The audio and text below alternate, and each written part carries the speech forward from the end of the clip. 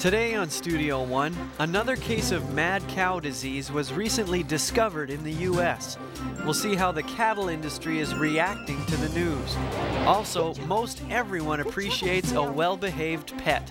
We'll take you to a class that trains young pups and their owners. And what is garbage to some is treasure to another. We'll visit with a couple that take other people's trash and make it their own. From the University of North Dakota in Grand Forks, this is Studio One. Hello everyone and welcome to Studio One. I'm Monty Cashel. And I'm Jenna Lund. We've got a lot of interesting topics on the show today. One of the things we'll be doing is talking to the niece of Dr. Martin Luther King Jr. Is she following in his footsteps? Somewhat, yes. She's also a civil rights activist, and today we'll be talking to her about growing up during the civil rights movement and what happened to her family. That should be pretty good to listen to. It's going to be very interesting. That's coming up on the show. Also, the Supreme Court recently ruled colleges that accept federal dollars must also accept military recruiters on their campuses. We'll hear from people on both sides of the issue. Also, facelifts, diets, makeup, and changing lifestyles are all ways people try to stop aging. One doctor shares why we grow old and how we can live a longer, healthier life. But first, here's today's news with Mariah Torning. Thank you, Monty and Jenna. An American journalist has been set free after being abducted in Baghdad nearly 3 months ago. Jill Carroll walked into the office of a Sunni Arab political party Thursday and asked to call the American embassy. She was unharmed and told Baghdad television that she was treated very well and was never threatened. She says she wasn't sure what provoked her kidnappers to set her free, but they told her Thursday morning that she could leave. She spoke with her father by phone, and officials are working to reunite them quickly. The woman accused of killing her preacher husband waived the right to a public hearing Thursday. Mary Winkler said she did not want her 3 children to hear the graphic details of their father's death. She will also not be seeking bond. Police say Winkler has admitted to shooting her husband in their Tennessee home. The defense team will argue that she could have been suffering from a form of postpartum depression. Accidental poisonings from common over-the-counter pain relievers are on the rise in the United States. The drug best known by the Tylenol brand, acetaminophen, is the leading cause of acute liver failure. Acetaminophen is considered one of the safest painkillers. It is in hundreds of over-the-counter medications and in some prescription drugs. The problem arises when people take too much and they unknowingly overdose on the drug. A lot of times these cold medicines have a lot of different active ingredients, including Tylenol. So if they take Tylenol extra strength plus the cold medicine, they're getting into toxic instances. The FDA says taking acetaminophen in the correct dosage will reduce the risk for acute liver failure. Porter says before you buy pain relievers, remember to read the labels. At some colleges, iPods could soon become an important tool for students. A few colleges in the U.S. are using iPods in their classrooms. Professors are making their lectures and other study materials available through these MP3 players. Students at these schools say listening to their iPods has become an important part of their studying.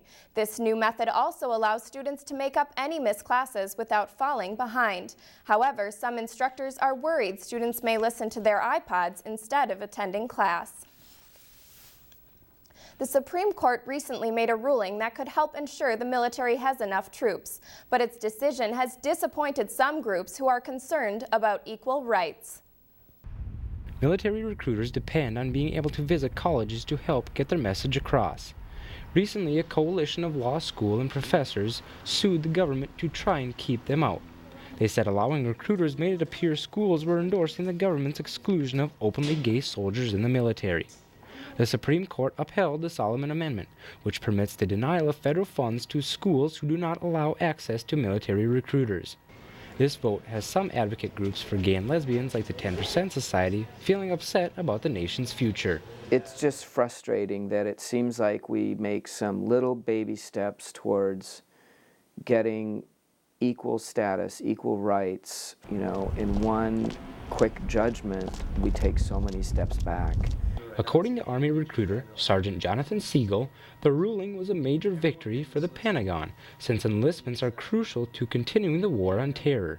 I'd say right now, I recruit 65% college students out of my enlistments. Gays in the military has been an issue that has plagued the Pentagon for some time. Many still see no reason for the restriction. Why does who I love in the privacy of my bedroom have anything to do with my ability to do a job? This is John with the National Guard. The military says it does not oppose people's rights to free speech. They say the victory just helps to assure the numbers necessary to uphold national security. Because everything drives on numbers. Our national security drives on people that are in the military. For now, the ruling stands, and military recruiters will still be looking for new troops on campuses across the country. Most schools have made it clear that they could not afford to lose federal aid, which totals about $35 billion per year. And that's the news for now. Monty and Jenna? Thanks, Mariah. Well, it's that time of the year around here at least where those big, huge snow piles that the plows put up are starting to melt away. Disappear. Yeah. But it's raining too. Yeah, rain. So it's great. Moisture, a lot of moisture. But we were talking, I know Matt Benz from the weather studio was going to show us some ice damming footage and stuff and explain to us what ice damming was.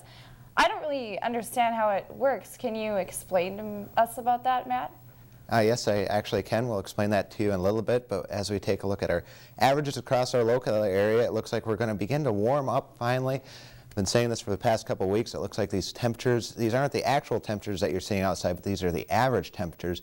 It looks pretty nice. Looks like temperatures across Bismarck and Minneapolis, you're flirting with the 50-degree mark, while Denver is already approaching 60 degrees, and the rest of the country, everybody down to the south, 70s and upper 60s. That's pretty nice. I'd take that any day. And folks off to the north, these average lows, they're above freezing, and if you have any snowpack that's left up here, it's going to be rapidly receding, and unfortunately there is some areas that will be experiencing flooding conditions across the area, and that is the case in the northeastern part of the United States as well as the New England area. And across this area, this is a map with the rivers on it that shows all the major rivers across the area, and the New England area is notorious for ice jams. Ice jamming is when ice dams up a river and the river blocks up, and they've seen a lot of icing conditions this winter. They've seen it colder than average conditions, and they have 1 to 2 feet of ice on their rivers, and that's a lot of ice on their rivers, and I'm going to show you how an ice dam works. First of all, you have ice on the river. As the river begins to rise, the ice breaks up, but it ends up heading towards a bottleneck in the river, and it jams up. So a bottleneck could be a narrows into the river, a corner in the river, or some shallows in the river, and the ice begins to block up the river, and what begins to happen is the water begins to back up. And when it backs up, these things can be very, very unpredictable and dangerous. And what happens is that it overflows its banks, and it can push the ice down the river a little bit. And the only thing that really gets rid of these things is either Mother Nature or by man can dump sand on it to melt the ice, but it's pretty much warm temperatures is going to get rid of these things. And as it pushes down river, it eventually frees up and heads out, and then the water returns back to normal. These are very dangerous conditions, and people that are near rivers that are frozen in the springtime should keep an eye on them. Well, the Weather IQ question asks you this: where was the most expensive ice jam in the last 10 years? Remember, that's in the last 10 years, and it looks like all these places are in the New England area, and later on in the show we'll have what the weather's going to be like for the upcoming week from the Climate Prediction Center. Thanks, Matt. Wow, that's the situation that we're kind of in over here right now. That's right. Fargo to the south of us is melting a lot quicker than we are up north, and we're blocking that water from flowing down the Red River. So hopefully nobody will be floating away. Yeah, I hope not. All right, well, it's time now to go to sports. Nathan Shane has that. Thank you, Monty and Jenna. One has to look no further than Wayne Gretzky to see the New York Rangers' history when it comes to scoring greats. But after the Rangers took on the New York Islanders, it was Jaromir Jagr's turn to make history in New York, and we'd pick this one up in the first period. Jaromir Jagr with the puck. He'd pass it to Peter Prussia, who scores. With that assist, Jagr breaks the Rangers' points record with 110.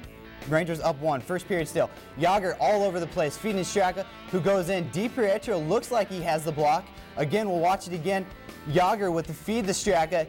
It would go in. Rangers up 2-0 at this point. Second period, Jagr to Straka again. This duo would hook up quite a bit in this game. Final score, Rangers win 5-1. Boston and Buffalo now. Some poetry in motion by the Sabres. Daniel Briere gets the goal. Buffalo up 3-2. Third period now, 10 minutes left. The 4-on-4, Bruins coming back. Bernie Reisner scores. We're all knotted up at 3. Third period, 1 minute later. Buffalo on the power play, trying to keep it in their zone.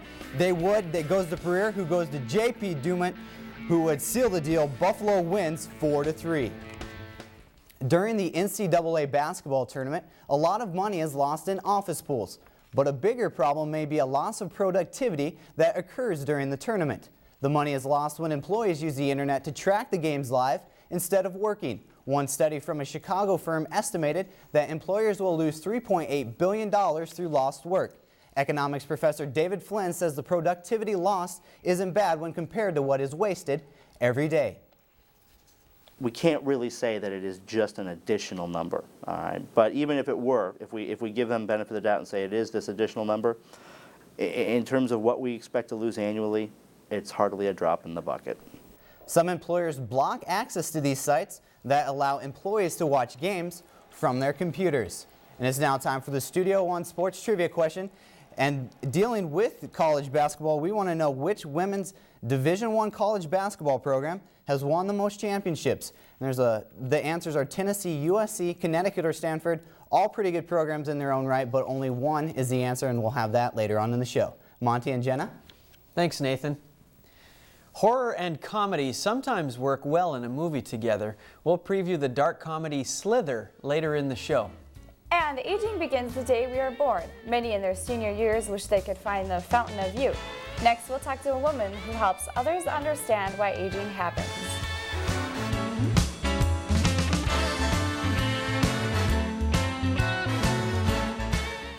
Need to plan an entire conference? Want to provide your employees with professional training and development? The Division of Continuing Education at the University of North Dakota provides quality programs and services for career enhancement. Whether you want to attend educator workshops or need a certificate for your profession, the Division of Continuing Education can help you achieve success. Contact the Division of Continuing Education today and let us meet your professional needs. George Bull and his partners found value in farina, the whitest part of wheat, and created cream of wheat. Patrick Haggerty founded Texas Instruments and helped it become one of the nation's high-tech giants. Raymond Rood is responsible for the modern diving board. His diving boards have been used in every Olympic competition since 1960. Chris Moen and Marlene Schott launched their food company through the UND Entrepreneurship Program. Will yours be next? The University of North Dakota Alumni Association and Foundation, together with thousands of alumni and friends, are making a difference at UND. Thanks to generous private support, many students have experienced the rich history, tradition, and spirit of the University of North Dakota. UND alumni and friends understand the importance of education and are proud to be part of UND's growth and success. Learn how your gift to the UND Foundation can benefit you and your university. You can make a difference. Advance your career with a graduate business degree from the University of North Dakota. The graduate school at UND offers a variety of master's degrees that can help you stand out in the competitive business world. Our programs accommodate full-time students as well as working professionals. Our state-of-the-art facilities, dedicated faculty, and entrepreneurial training position graduates for careers as business leaders. Make your move towards a business leadership position. Contact the UND Graduate School today. Tradition runs deep among American Indian people. One of those traditions is helping others. At the University of North Dakota, American Indian Student Services is dedicated to helping students succeed. Our support services include tutoring and financial aid assistance. We have more American Indian programs than any other university in the U.S., making UND a leader in Indian education. Be a part of our tradition. Call 1-800-CALL-UND. You're watching Studio One from the University of North Dakota in Grand Forks. When babies are born, they must be comforted and cared for by their parents. When parents grow old, this role is sometimes reversed. It is then the responsibility of the child to give back to what their parents gave them. Aging researcher Holly Brown-Borg is here to share why people age and how we can extend the length of their life. Thank you for being here today. Thank you. So how exactly is the body affected by aging? Many organ systems change with age. Most of it, unfortunately, is a decline in function. The heart function decreases, the respiratory system decreases, your skin shows aging with wrinkles and spots and things like that. So many of the systems work together to show an overall decline. So how does a doctor evaluate this decline? I mean, how do they evaluate elderly people? There's a variety of different tests and things that they do when they bring somebody in for a geriatric evaluation. They look at memory function. That's one of the big things people come in that have actually a complaint that they come in about. Individuals start having trouble with muscle function, arthritis, frailty, bone health decreases, and so there's a variety of different symptoms that bring an individual in to see a doctor, actually. Now, you have focused your research on the biology of aging. Mm-hmm. What is your exact focus of this session? We actually look at how hormones affect aging. So there's various hormones that decline with age. The growth hormone in particular decreases, and we have found that if you remove growth hormone in a mouse model, they live much longer. And so we're trying to figure out what role it plays in the decline in function. You said you mentioned mice, and what kind of experiments have you done with these mice? So the mouse that we use that lives a lot longer is called an Ames dwarf mouse, and it's missing growth hormone. And so these mice are about a third of the size of normal, and they live twice as long. And so we're looking at antioxidants and the effects on aging, because it seems that growth hormone suppresses your ability to fight oxidants, actually, or free radicals that are generated in the body, because that's what causes damage and damages your cells. Huh, that's interesting. So based on your research, what are the exact patterns of aging?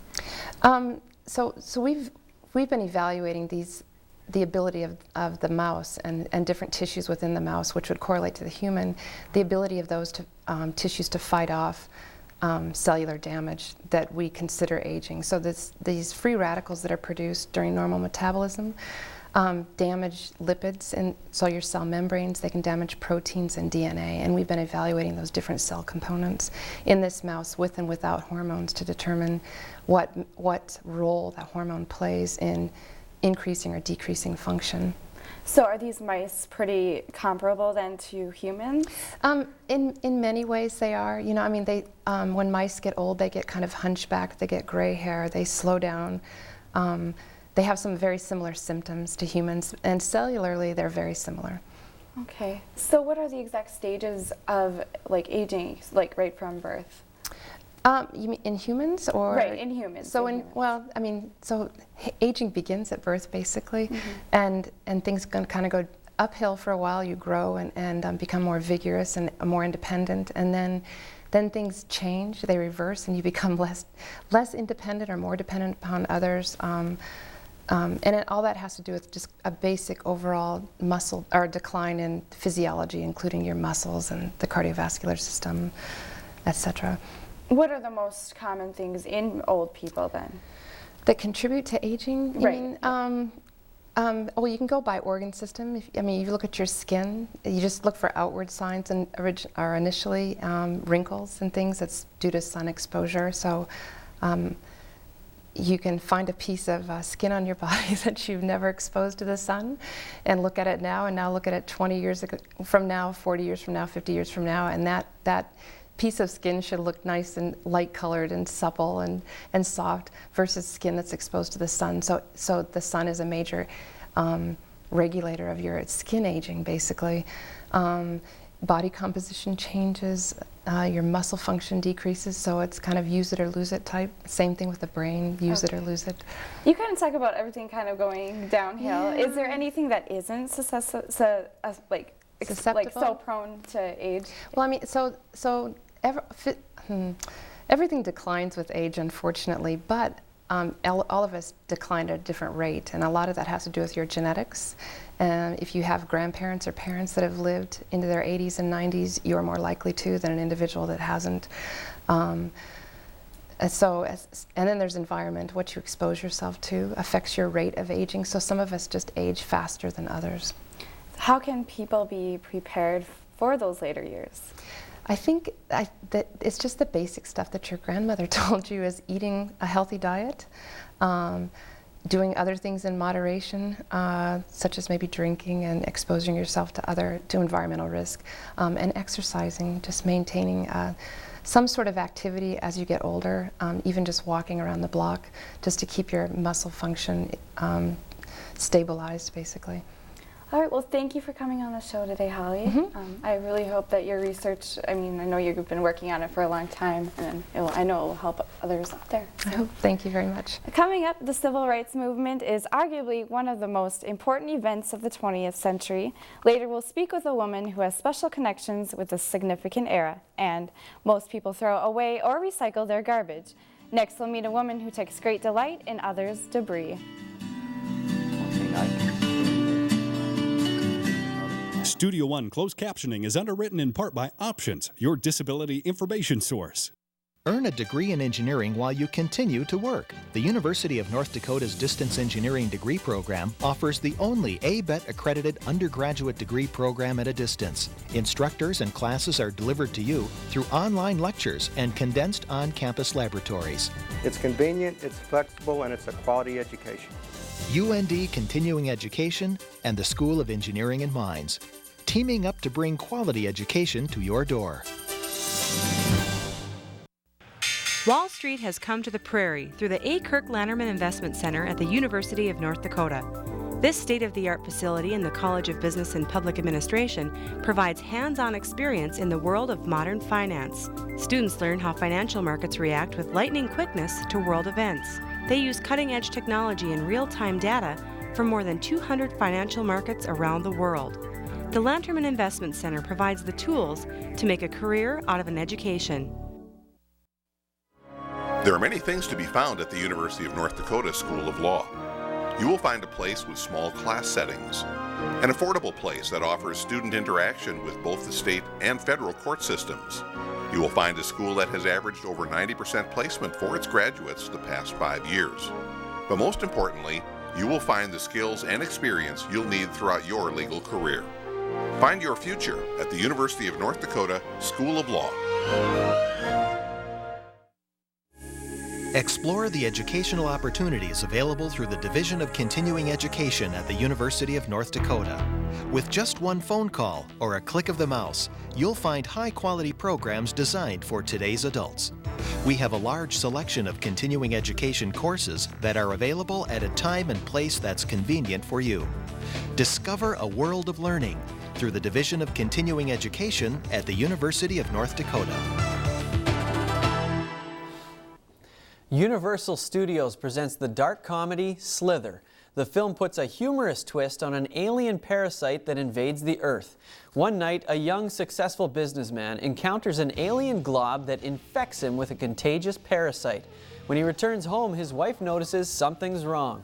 She calls a friend on the police force to help. As the parasite infects new victims, the two must come up with a way to stop it. These movies work when an expectation is set up and then it either gets met or doesn't get met, and it's all about that time in between when the expectation gets set up and when everything comes together and the audience is like, is it going to happen or not going to happen? Silicone was used to make skin-like material during the production of the film. Filmmakers say so much was used that the national silicone supply was depleted. It took an entire month for the manufacturer to create more. Slither opens in theaters on March 31st. Now it's time to take a look at the events happening in your area.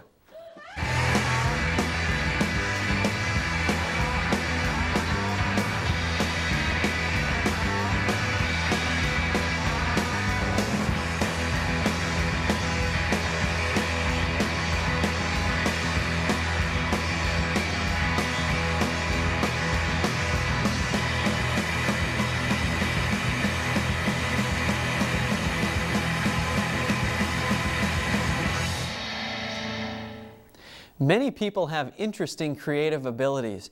Today we'll spend a day in the life of someone who can create new out of the old. Many houses showcase antiques. In this house, the antiques are impossible to find in any shop. And I wanted to move out on my own and I didn't have anything, so I got a lot of hand-me-downs. And so to make them seem like they were mine, we manipulated them. Brenda is one of the few in North Dakota that is known for her work in shabby chic.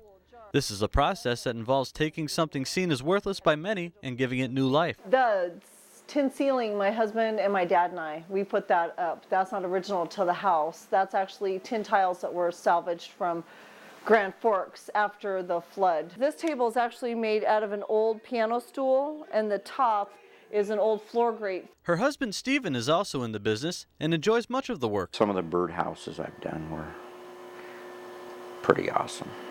I thought they were, so I'm not proud of it. The family has a beautiful house thanks to the skills they've learned. However, they don't do the work in their house. Instead, they have a workshop right next door. Take one of those windows like this one here and just add it onto the top of an old sewing machine cabinet, one of the old antique ones. Make a hutch out of it. When spring cleaning time comes to nearby communities, you can be sure to see the Harris family out and about. Yeah, it's huge for us. It's very exciting. Of course, my kids are like, we're going to be gone. But digging in the trash is like our favorite pastime. With giddy satisfaction, the family looks forward to the search for salvageable items and hopes of turning more trash into treasure. This is Patrick Wynn, reporting for Studio One. The Harris family sells many of their pieces after completion. They live in Minto, North Dakota. Coming up, even the commands sit, stay, and come are a challenge when you're just a little puppy. We'll take you to a puppy kindergarten class that provides training for furballs and their new owners. That's story plus news, sports, and weather in the next half hour of Studio One.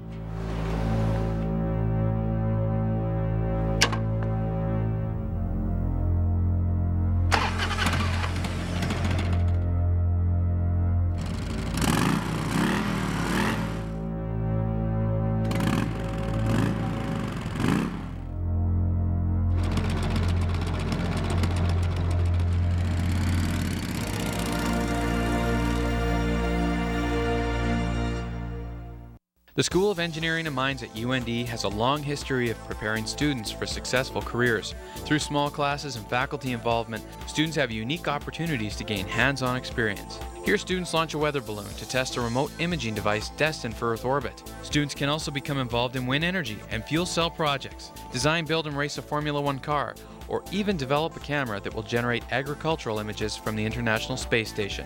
Find out for yourself how you can get involved at UND School of Engineering and Mines. Do you need a flexible way to earn your degree? The University of North Dakota's Degrees After Hours program is designed to work around your full-time schedule. Whether you've got a family, a full-time job, or both, the Degrees After Hours program offers you flexible alternatives. You can earn a degree or take courses online through video conferencing and in the evenings or on weekends. UND's Degrees After Hours program fits your needs, your schedule, and your goals. Contact UND today. This can happen. Excuse me, can I get a ride? What? My car broke down. Can I get a ride? No, I can't help you. Look, it's just a ride. No, step back. Get in the car! No!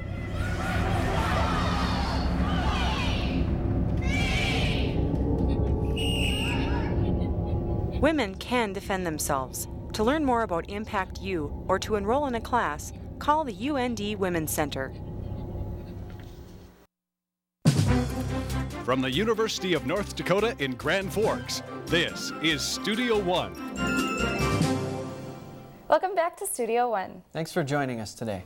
Many people probably don't know this, or they might, but there are actually high schools paying students to come to school. That's right. They're trying to, there's an attendance problem going on right now, and they're trying to coax them to stay in school, and they're giving them rewards now. And I guess I never had a problem going to school. I just went because I thought I had to, So. There's kind of both sides to that issue. Right. But we went out to ask others' opinions about whether they thought it was right or wrong that people should be paid to go to school. So. All right. That's coming up. Also, in the next 30 minutes on Studio One, concerns over the safety of beef can have effects on the market. We'll hear how some ranchers are reacting to the latest discovery of mad cow disease in the U.S. Also, new puppy owners are usually in for a handful. The little dogs often have a mind of their own. We'll take you to a class that speaks the little dog's language. And we all have heard of Martin Luther King Jr.'s famous "I Have a Dream" speech. Later, we'll meet a woman who shares Dr. King's dream and bloodline. But first, here's today's news with Mariah Torning. Thank you, Monty and Jenna. President Bush met with Mexican and Canadian leaders Thursday in Cancun for the start of a two-day summit. The main topic of discussion is immigration. Bush's recent proposal for new immigration legislation has put him at odds with some lawmakers. Bush plans to allow workers from other countries to work legally in the U.S. for up to 6 months. Mexico's President Vicente Fox says Bush's plan is a step in the right direction. The Mexican government has pledged to create more jobs and housing credits as incentives to keep Mexicans at home. The sole survivor of the West Virginia mining accident that killed 12 men left the hospital Thursday to recover at home. Randy McCloy was trapped underground for nearly 2 days after an explosion in the mine. He was in a coma for weeks and suffered serious organ damage. Doctors say McCloy has exceeded expectations in his recovery. He will continue to receive speech and memory therapy several times a week. Cell phones are a big part of many people's lives, but one industry is trying to keep callers from disrupting their business. Movie theater owners are now trying to block cell phone calls during films. They are asking federal authorities for permission to jam cell phone reception so they can stop phones from ringing during the movies. If theater owners get permission, each cinema complex could have its own jammer. Like a radio signal. If they had a device or somehow would just block the signal from your phone to the tower. Current federal laws and FCC rules prohibit the use of cell phone jammers. They are used mainly by the police department and the military. An international epidemic is affecting children around the world. Obesity is becoming a problem in less industrialized countries such as Mexico, Egypt, and Brazil. It is also estimated that in China, 1 in 5 children will be obese by 2010. Nutritionists say this problem is due to inactive lifestyles and unhealthy diets. An international obesity task force believes marketing is also leading to children's weight problem. It also says countries should pass laws banning the advertising of junk food directly to young people. The U.S. cattle market has overcome many obstacles in the past few months, but ranchers hope to see continued growth in the market. Knut Thorsgaard is a third-generation cattle rancher on a family-operated farm in North Dakota. Knut knows his cattle. These red ones are Red Angus, gray ones, whitish ones are Charolais, and then you got these black and white ones that are Holstein. And he also knows that many factors have influenced the cattle market in the past few months. Japan recently closed its doors again on U.S. beef, and the U.S. is now allowing some Canadian cattle imports. The recent discovery of mad cow disease in Alabama has also made an impact.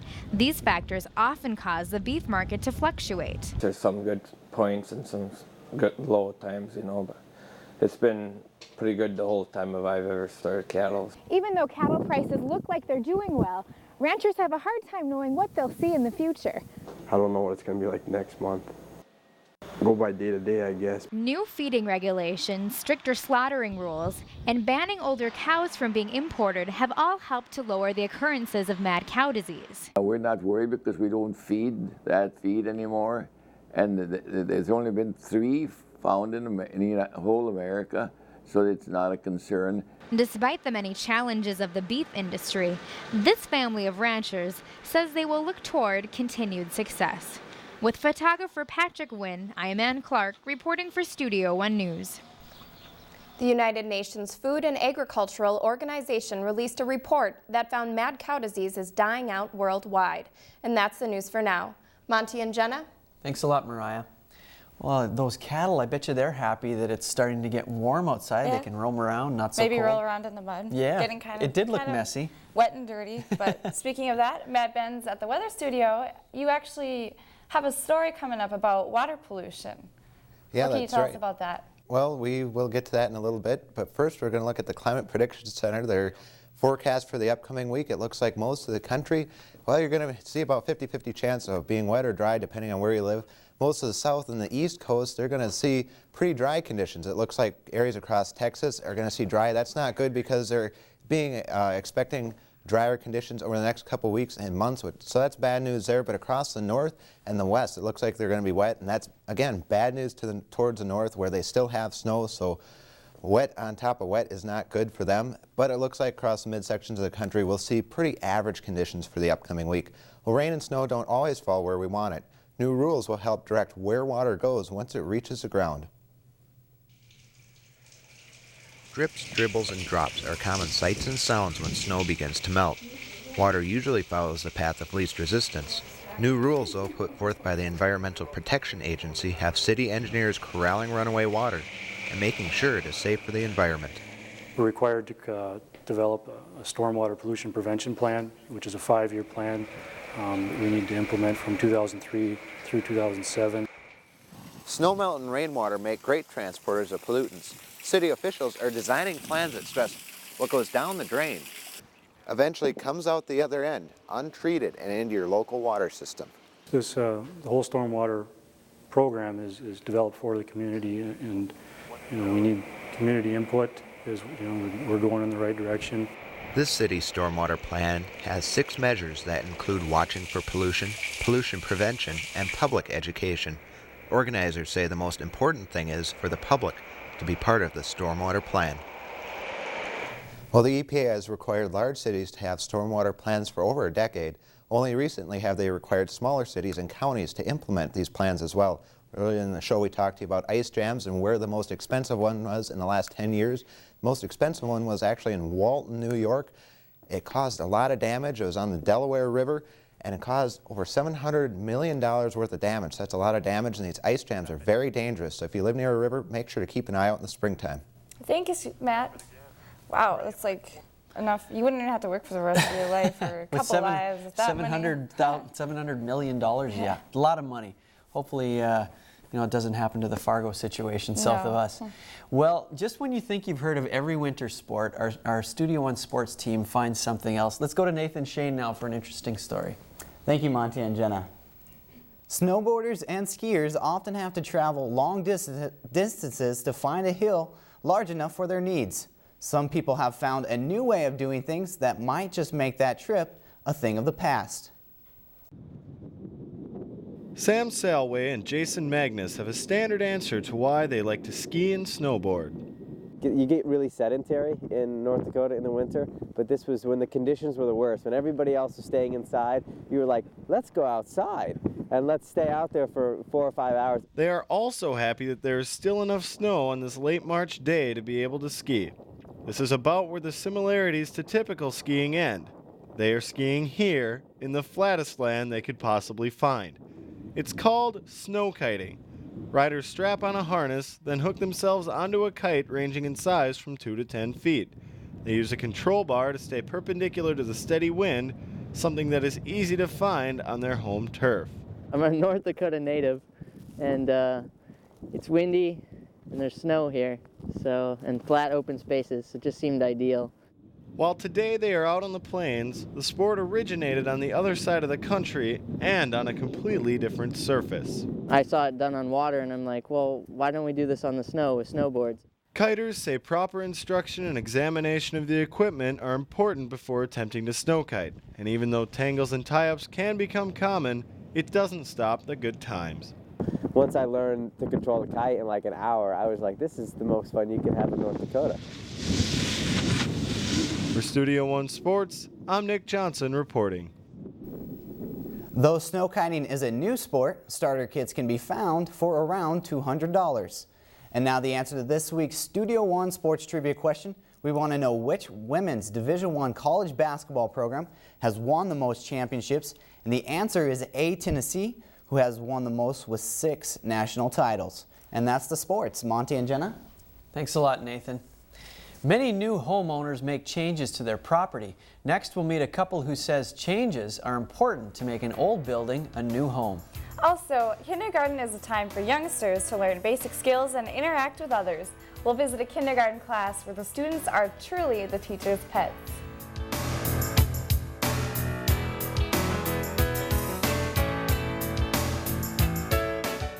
When you graduate from college, what will you be able to offer an employer? Well, I'm a really good people person. I really love working with people. I'm very, very motivated. I'm a great people person. I am really motivated. Offer an employer something more. At the University of North Dakota Career Services Center, we can help you get the competitive edge you need. Stop in or check us out, UND Career Services, empowering students to realize their dreams. Did I mention I'm great with people? The University of North Dakota College of Business and Public Administration offers real degrees for real people. Our nationally recognized faculty can help you earn a master's degree in business through evening classes. Taking these evening classes were very convenient for me, and that's how I was able to complete the program. We offer degrees for people who work, raise families, and lead busy lives. The UND College of Business and Public Administration, real degrees for real people. The School of Engineering and Mines at UND offers students exceptional learning opportunities. Undergraduates are helping faculty design and build unmanned aerial vehicles to test remote imaging devices. They're also converting wind energy into hydrogen. Geological science students are contributing to environmental research. Extracurricular activities include designing, building, and racing a fuel cell car. Make the most of your college experience at UND's School of Engineering and Mines.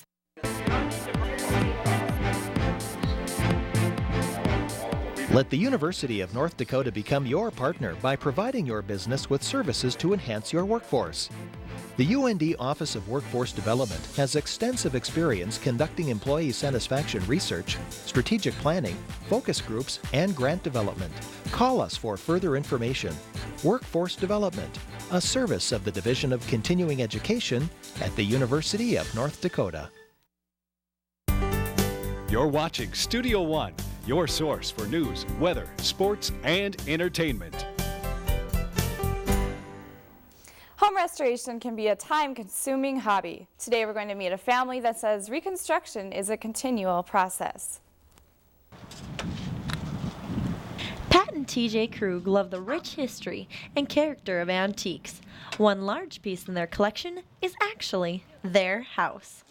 We scoured in the attic and tried to find, tidbits of history. Some scenes in the Krug home are typical of other families, but TJ had an unexpected surprise in the kitchen. When we moved in, we tore out a wall in the kitchen to replace the plaster, and we discovered a staircase behind the wall. The house had been completely empty for 2 years before the Krugs started renovation. When we first got into the house, there was no electricity or no water. But this wasn't the first time that Pat had been without a shower or lights. Pat has traveled to Honduras 3 times to improve living conditions on other people's houses. This is the typical home that the people in the village that we went into in Honduras lived in. After his 3rd visit, showers, bathrooms, and stoves have been made for the village homes. Pat says that he has learned a lot by reconstructing these simple huts. It gives you a perspective on how much that we really have here. Pat and TJ say that there is still a lot of work to be done on their own home. We were replacing the entire inside of the house. Through this project, the Krugs have learned about history and character. They've also discovered the people inside change a building from just a house into a home. Reporting for Studio One, I'm Suzanne Schmidt. Pat and TJ say that the hardest part of renovating the home was finding matching woodwork. The Historical Society mandates that the outside of the home cannot be changed for 5 years after being purchased. Schools across America are having problems getting students to show up to class on a regular basis. Many of these schools are offering a reward system. In exchange for perfect attendance, students can receive an iPod, a Mustang, or just cold hard cash. We wanted your thoughts on the subject. So I'm not sure if I believe in that kind of a system to get them to go to class. I think kids would show up a lot more, and I think it would help the kids actually go to school. I think that a lot more people would show up for class, and I think there would be a greater attendance. All right, I think it's a bad idea. If kids want to be in high school, they should just, they should be there. And if kids don't want to be there, why should they get paid? It doesn't make any sense to me. In the long run, it's going to be a big mistake, I feel, and it's not going to benefit anybody to say, oh, here's some money for going to school, I think it'd be awesome to be paid to go to school. I probably would attend a lot more of my classes if I was paid to go. It'd be a lot funner, and I'd actually have money. I guess the intended reason is to go to school and learn and shouldn't have to be paid to go. If the academics and the athletics and the extracurricular activities aren't enough to keep them there, they don't need to be there. Pets can be the perfect addition to a family, but when the pet is unruly and rambunctious, it can be a burden to train them. One program helps teach puppies to be the best pets possible. Children are usually around 4 years old when they start preschool. They sing songs, play games, and make friends with their peers. The next step is kindergarten. Many parents send their children to kindergarten to help gain social skills. These people have found that it isn't just for their kids. Welcome to Puppy Kindergarten. Susan Hall is one of the instructors in this class where people get to bond with their best friend, their pet. We've been trying to develop a good, solid puppy kindergarten class for people in the community so that they have a place to bring their puppies and socialize them and do some basic obedience training. The dogs are taught to walk on different surfaces, which helps build confidence. Then the owners take them through some basic enrichment activities. Most people have similar goals in mind for their puppies. I just hope that he just understands obedience and just can be around people and other dogs and still keep his cool. The most important thing to me is that I can take her for walks without her pulling me, because she's probably going to end up weighing more than I do by the time she's full grown. Susan volunteers with 3 other dog trainers. The basic obedience skills like sit, stay, and come are most important. But the program is actually more for the pet owner than the puppy. We train the people to train their own dogs. We just give them helpful hints. We just use our experiences that we've had with our own dogs to try and give them helpful hints of what they can use to work, because not everything's going to work the same on every dog. People are taught how to build confidence in the puppy while remaining in control, and frequent reassurance is important. We'll start to work on the recall. Having your dog come to you is such an important command that we'll start working on that right away, and we'll practice that all the way throughout the whole entire puppy kindergarten, because people just really want their dogs to come to them. By the end of the 5-week program, Susan and the others notice a significant change in the puppies. However, one word can describe the first day: pandemonium. With the first day under their collar, the end result is a well-trained pet. With photographer Sean Engel, I'm Gina Kalemi reporting for Studio One. The Grand Forks Kennel Club offers further dog training for older dogs. The puppy kindergarten class is for dogs 6 months old and younger. Martin Luther King Jr. was a man who strongly stood up for what he believed in. Next, we'll speak to a woman he helped inspire, his niece.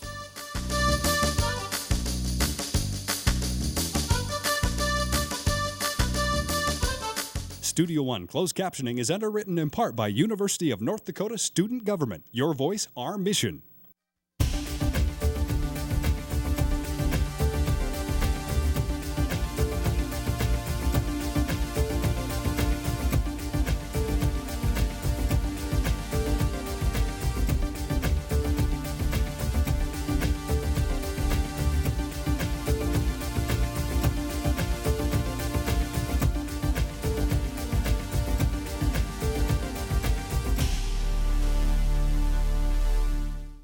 The College of Business and Public Administration at the University of North Dakota is proud to announce the Page Family Marketing Center.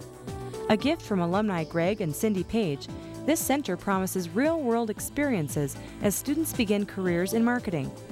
The center includes a specially designed conference room for focus group research. An adjacent lab offers real-time access to software and data for marketing decisions. The Page Family Marketing Center, your next step in marketing. Tradition runs deep among American Indian people. One of those traditions is helping others. At the University of North Dakota, American Indian Student Services is dedicated to helping students succeed. Our support services include tutoring and financial aid assistance. We have more American Indian programs than any other university in the U.S., making UND a leader in Indian education. Be a part of our tradition. Call 1-800-CALL-UND. Earn a degree in engineering while you continue to work. The University of North Dakota's Distance Engineering degree program offers the only ABET accredited undergraduate degree program at a distance. Instructors and classes are delivered to you through online lectures and condensed on-campus laboratories. It's convenient, it's flexible, and it's a quality education. UND Continuing Education and the School of Engineering and Mines, teaming up to bring quality education to your door. No matter what your schedule, no matter when you work, no matter what job you have now, this is your opportunity to accomplish your goals. Degrees After Hours at the University of North Dakota can work around your busy schedule. Bachelor and master's degrees are earned through convenient, flexible, and high-quality classes. Complete degrees are available online through correspondence study and on weekends and evenings. Earn a degree on your terms with Degrees After Hours at the University of North Dakota. Dr. Martin Luther King Jr. is well known for being a civil rights activist. He won recognition for leading demonstrations and speaking in favor of equal rights for all. Dr. Alveda King is the niece of Martin Luther King Jr. and continues the tradition of promoting social causes through her speeches.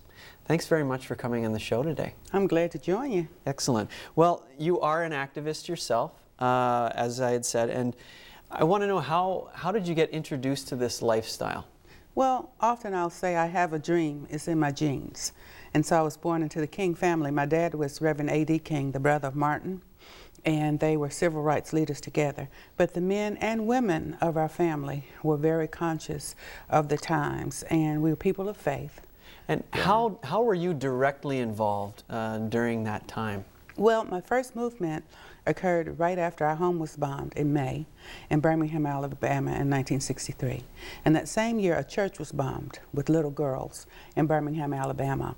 And the first march my daddy let me go on was the march from that church to talk about the bombing that killed those little girls. So I started very early marching in civil rights movements. How old were you? 12 years old. My first march, I was 12 years old. What happened to your father? I know there's a story behind that as well. Well, he was killed the year after his brother. Dr. King was assassinated in '68.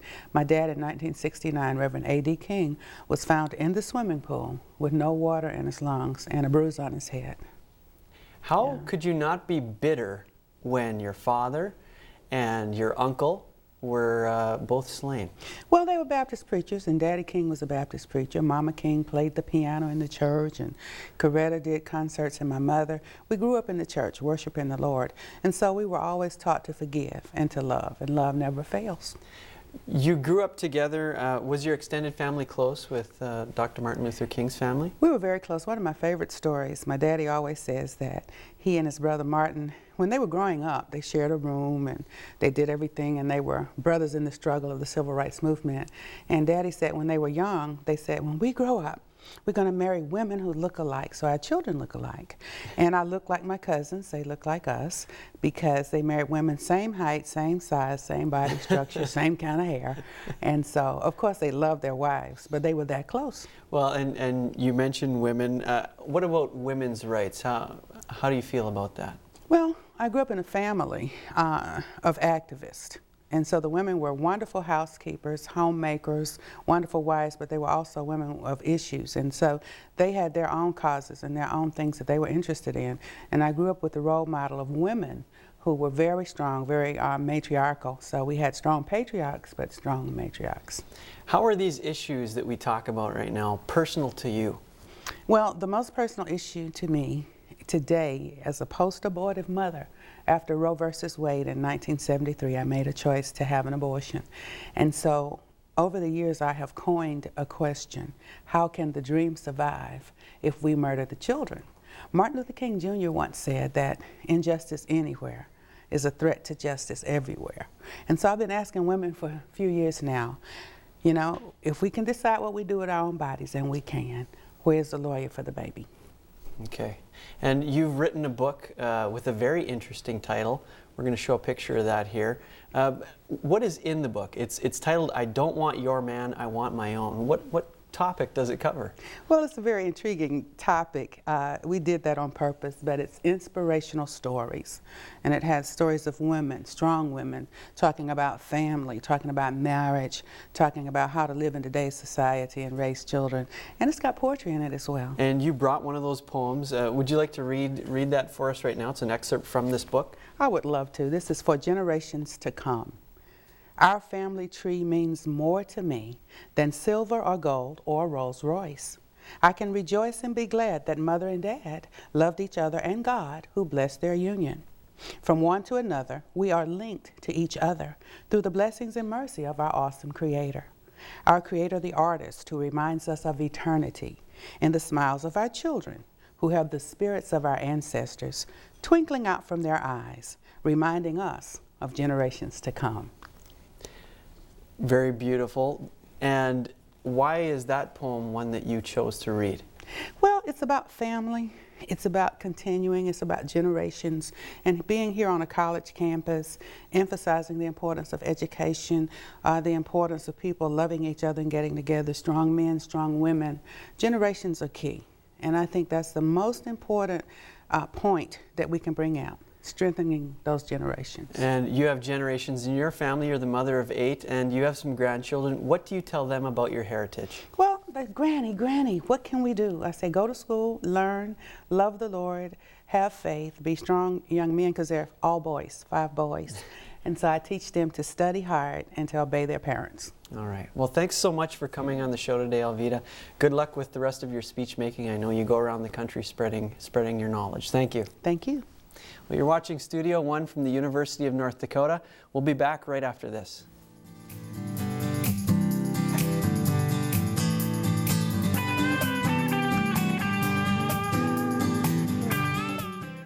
The UND College of Business and Public Administration is reaching out to rural America. The Government Rural Outreach Initiative is working to connect North Dakota veterans with important information. North Dakota veterans can use the internet to access employment and business resources, health and benefits they deserve, housing information, and much more. The Government Rural Outreach Initiative is funded in part by the North Dakota Congressional Delegation. North Dakota veterans and their families can get connected by visiting go.ndgrow.com. Become a leader in healthcare with a graduate degree from the University of North Dakota. The Graduate School at UND offers degree programs and advanced practice certificate programs in the allied health professions and nursing. Our faculty give you the individual attention you need to help you attain your career goals. Distance programs for practicing professionals allow you to pursue graduate studies without interrupting your career. Contact the UND Graduate School today. When you graduate from college, what will you be able to offer an employer? Well, I love working with people. I'm a people person. I consider myself to be highly motivated. I'm a real self-starter. Offer an employer something more. At the University of North Dakota Career Services Center, we can help you get the competitive edge you need. Stop in or check us out, UND Career Services, empowering students to realize their dreams. I can offer you much more than just good people skills. You're hired.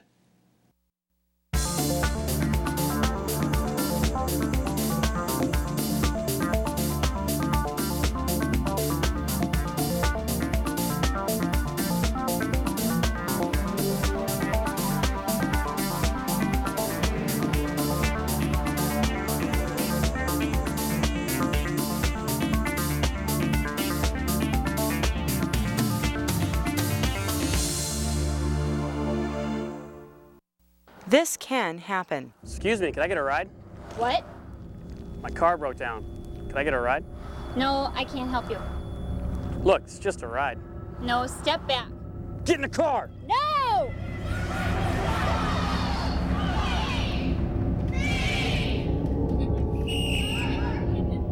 Women can defend themselves. To learn more about Impact U or to enroll in a class, call the UND Women's Center.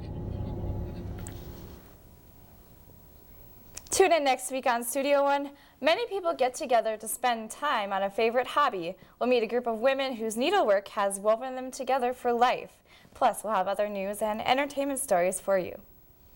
We're going to leave you now with pictures of sculptures in a downtown setting, courtesy of photographer Kelly Mosted.